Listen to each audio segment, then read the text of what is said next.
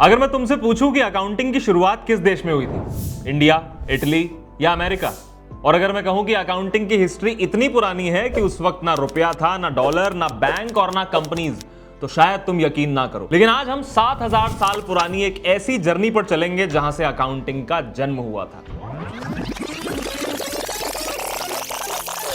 सबसे पहले चलते हैं मेसोपोटामिया, आज का इराक। यह जगह दुनिया की सबसे पुरानी सिविलाइजेशंस में से एक थी।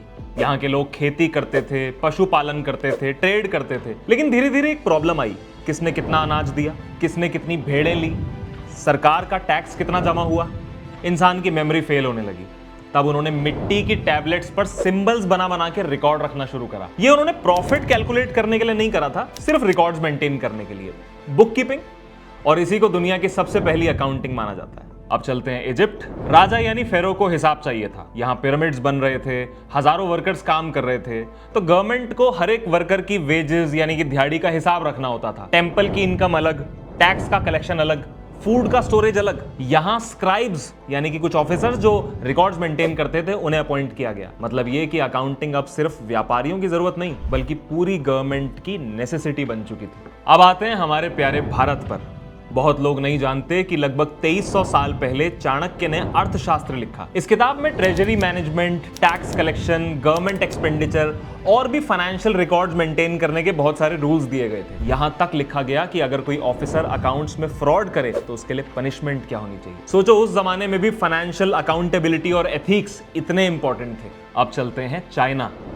चाइनीज एम्परर्स ने बहुत बड़ा एडमिनिस्ट्रेटिव सिस्टम बनाया। हर प्रांत से टैक्स कलेक्ट करना होता था, हर खर्च का रिकॉर्ड राजधानी में भेजना होता था। गवर्नमेंट ऑफिशियल्स रेगुलर रिपोर्ट्स बनाते थे और यहां अकाउंटिंग का मेन पर्पस था एम्पायर यानी साम्राज्य के पैसे पर कंट्रोल रखना। ग्रीस में शुरू हुई पब्लिक अकाउंटेबिलिटी। यहां डेमोक्रेसी डेवलप हुई। गवर्नमेंट ऑफिशियल्स को पब्लिक के सामने बताना पड़ता था कितना पैसा कलेक्ट हुआ और कहां-कहां खर्च हुआ। मतलब अकाउंटिंग सिर्फ रिकॉर्ड्स नहीं, ट्रांसपेरेंसी भी बन गई। बढ़ते हैं रोम की तरफ। रोमन एम्पायर ने अकाउंटिंग को और प्रोफेशनल बना दिया। हर सरकारी दफ्तर को इनकम और एक्सपेंडिचर की बुक्स मेंटेन करनी पड़ती थी। मिलिट्री का budget, road construction, public building, सबका एक एक डिटेल्ड अकाउंट होता था। और सच कहूं तो इसी वजह से इतना बड़ा एम्पायर एफिशिएंटली चल भी पाया। दोस्तों, अब आता है अकाउंटिंग हिस्ट्री का सबसे फेमस चैप्टर, 15वीं शताब्दी का इटली। वेनिस, फ्लोरेंस और जेनोवा जैसी सिटीज ट्रेड सेंटर्स बन चुकी थी। बिजनेस इतना बड़ा हो गया था कि सिर्फ एक जगह ट्रांजैक्शन लिखने से काम नहीं चल रहा था। तब व्यापारियों ने एक रूल बनाया कि हर ट्रांजैक्शन के दो इफेक्ट्स होंगे,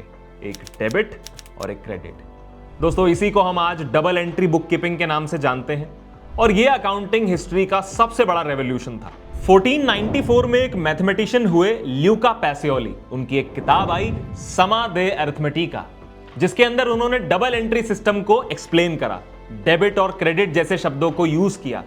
ध्यान रहे, उन्होंने इस सिस्टम को इन्वेंट नहीं किया, लेकिन उन्होंने किताब के अंदर इसे अच्छी तरह से डॉक्यूमेंट किया और धीरे धीरे पूरी दुनिया ने इस सिस्टम को अडॉप्ट भी कर लिया। दोस्तों, इसी वजह से उन्हें आज हम फादर ऑफ अकाउंटिंग के नाम से जानते हैं। सोचो, अकाउंटिंग की जर्नी की शुरुआत हुई थी मेसोपोटामिया की मिट्टी की टैबलेट से, इजिप्ट के पिरामिड्स तक पहुंची, इंडिया के अर्थशास्त्र में और मैच्योर हुई, चाइना और रोम की गवर्नमेंट्स ने इसे मजबूत बनाया और इटली ने इसे मॉडर्न शेप दे दिया। आज हम बहुत सारे अकाउंटिंग सॉफ्टवेयर्स यूज करते हैं, लेकिन हर ट्रांजैक्शन के पीछे जो लॉजिक है वो हजारों साल पुरानी सिविलाइजेशंस की देन है। इसीलिए दोस्तों, अकाउंटिंग सिर्फ एक सब्जेक्ट नहीं, ये ह्यूमन सिविलाइजेशन की कहानी है।